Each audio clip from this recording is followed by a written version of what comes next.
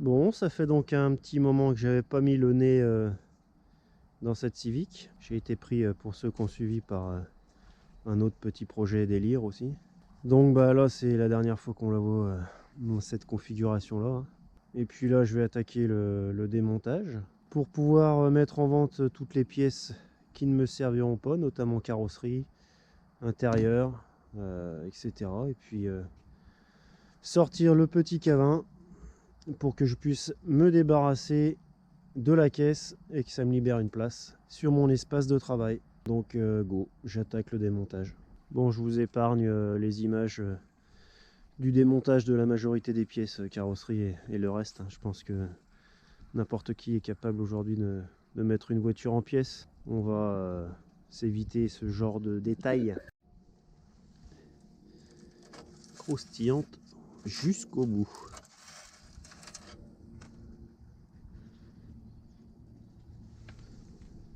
Ça avance tout doucement. Bon là il va pas être loin de 16 h, hein, mais bon, il y a eu la pause méridienne entre temps, il y a eu des coups de téléphone.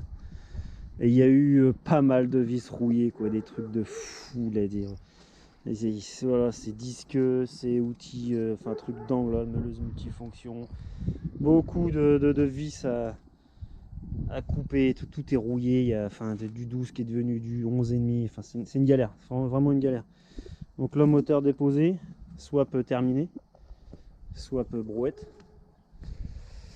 Donc le moteur est là, puis voilà, pour aujourd'hui j'en ai un petit peu marre, donc c'est remballage, c'est un petit peu le champ de bataille ici, tous les outils à ranger, j'en ai encore pour 1 heure je pense facilement, donc voilà, prochaine étape, continuer un petit peu à dépouiller celle-ci, puis la dégager pour faire de la place, pour pouvoir mettre la Laguna à la place. Donc là quelques jours se sont passés depuis le démontage du moteur. Aujourd'hui je me suis un petit peu attaqué aux parties un peu plus complexes, démontage du faisceau, et démontage du faisceau et surtout le repérage de toutes les cosses. Qui va où, va quoi, quoi va où, quoi va qui. Savoir ce que je vais pouvoir simplifier, retirer. Ça c'est la partie extérieure dans la baie moteur. Enfin non, il y a quand même une partie, ça c'est à l'intérieur. Mais alors c'est un bordel monstre. Autant le moteur à sortir, il y a juste une cosse à débrancher sur le tableau de bord, sur le calculateur dans la baie moteur. Mais alors là, pour aller chercher le tableau de bord, bon, le tableau de bord, habituellement c'est quand même des pièces difficiles à sortir, les tableaux de bord, mais celui-ci il a eu raison de ma patience, hein. Impossible à retirer, à trouver la vis, machin. J'ai tiré, bon. Finalement elle est sortie, hein. Mais ça sera poubelle, de toute façon je doute que j'aurais pu en tirer quoi que ce soit. La barre là c'est pareil, hein, toute la barre de l'armature métallique là, je ne sais pas le nombre de clips plastiques qui sont clipsés dessus, mais c'est impressionnant. Je crois qu'il y en a au moins une centaine, tout ce que j'ai retiré, rien que pour pouvoir sortir cette armature métallique et pouvoir sortir le bout de faisceau là qui sort par ce trou là. Donc j'ai démonté aussi voilà, la colonne de direction, mais j'ai pas encore tout déconnecté.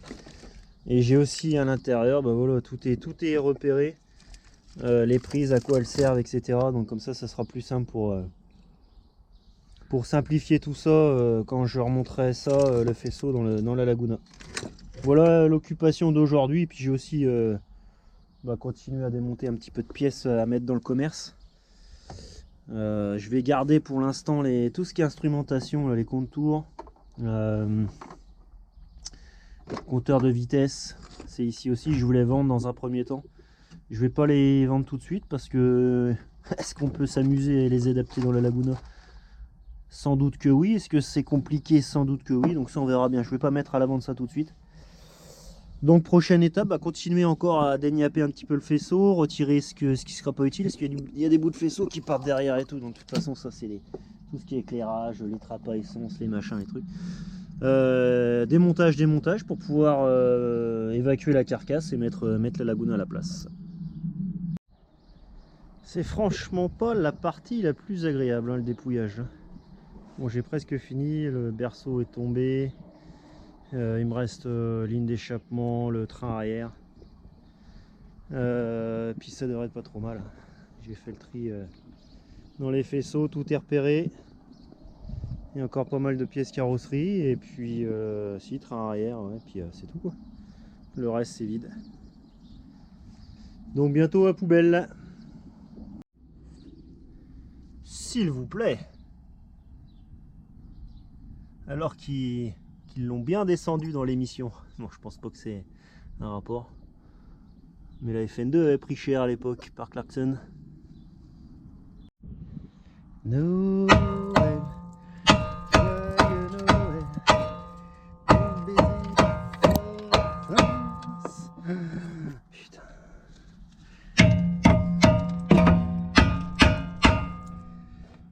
Waouh. Allègement maximal.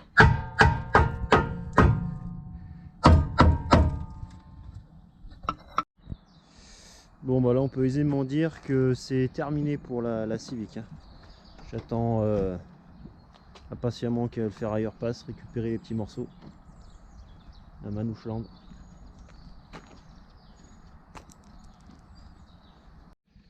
Bon, la Civic est partie, la Laguna a récupéré sa place derrière. Et il est temps de s'attaquer là-dessus au démontage du tableau de bord, mais pour l'instant le plus gros du chantier ça va être de la débarrasser. Elle m'a un petit peu servi de stockage ces derniers temps. Donc il y a un petit peu de choses à retirer. Ouais, là il y a un petit peu de bordel aussi. Donc là l'objectif, ça va être de démonter le tableau de bord, de repérer le faisceau, de supprimer tout ce qu'on n'a pas besoin. Et puis de commencer l'implantation la présentation, tout du moins, du moteur là-dedans. Donc j'ai gardé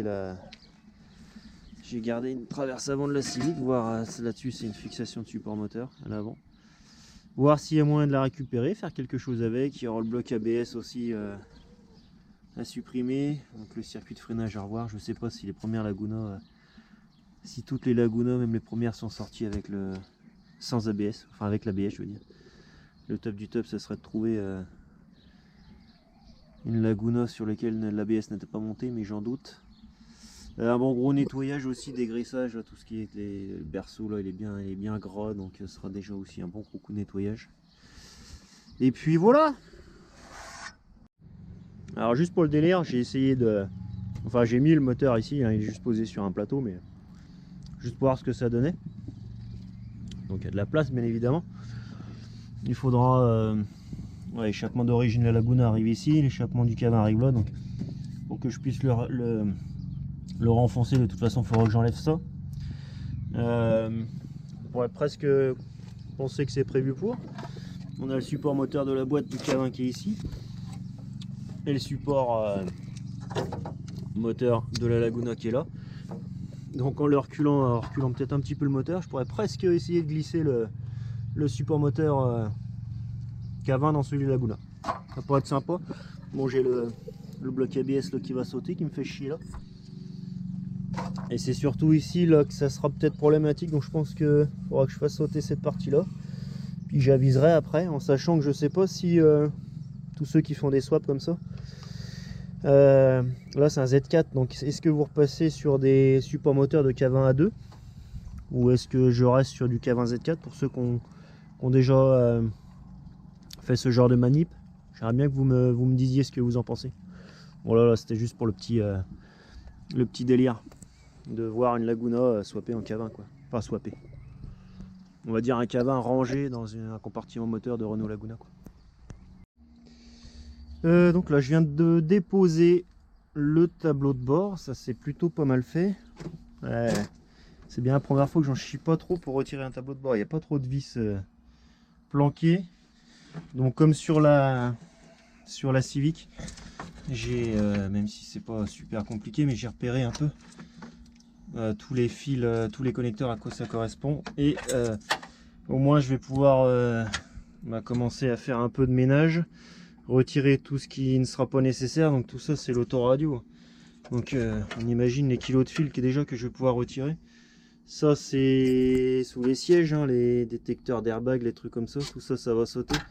tout le faisceau qui est derrière, les faisceaux de câbles pour les enceintes, tout ça, ça va sauter.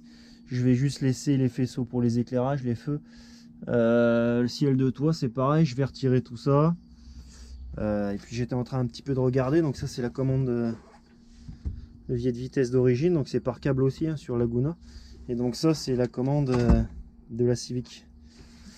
Et c'est quand même pas dégueu, on dirait que c'est quasiment fait pour. Donc ça je vais pouvoir, on voit que les câbles d'origine partent derrière, ils passent, je sais pas si on va voir, ils passent au fond là-bas. Et sur la Civic, on voit là-dessus, là, ils étaient supportés, ils passaient sous la caisse directement. Sauf que là, j'ai une ouverture ici. J'ai une ouverture, est-ce que je pourrais pas passer mes câbles ici directement? Parce qu'on est quand même pas dégueu. Bon, bien sûr, il n'y a aucun trou de fixation qui va tomber pile poil. Si je mets ça là comme ça, et que je fais passer mes fils ici directement. Est-ce que les ingénieurs de chez Renault n'auraient-ils pas prévu qu'on puisse mettre un K20 sans trop de difficultés là-dedans? Je me pose bien la question quand même.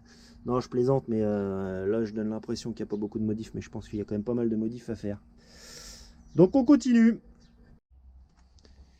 Bon, voilà, avec madame, on a attaqué les hostilités en ce qui concerne le faisceau électrique. Waouh, pas une mince affaire. Hein. On a commencé un petit peu à retirer tout ça, c'est le bloc de prétentionnaire de ceinture, des choses comme ça, en cas de choc. Donc on a commencé à retirer ça un petit peu.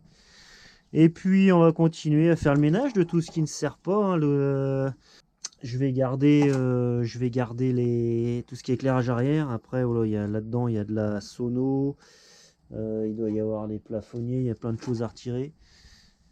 Et c'est un gros tas de merde. Donc une fois que j'aurai retiré tout ce qui aura plus besoin, on y verra déjà un petit peu plus clair.